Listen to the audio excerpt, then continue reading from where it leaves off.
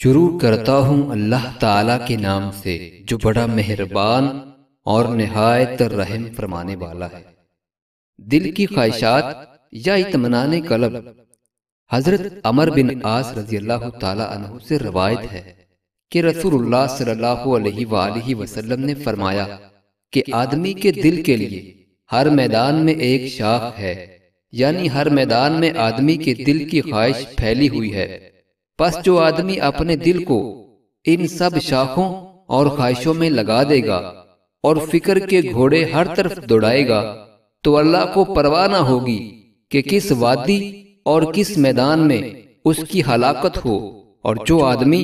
اللہ پر بھروسہ کرے اور اپنی حاجتیں اس کے سپرد کر دے اور اپنی زندگی کو اس کے تابع فرمان بنا دے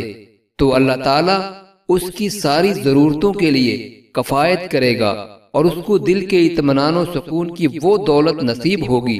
جو اس دنیا کی سب سے بڑی دولت ہے۔ حدیث کا نفس مطلب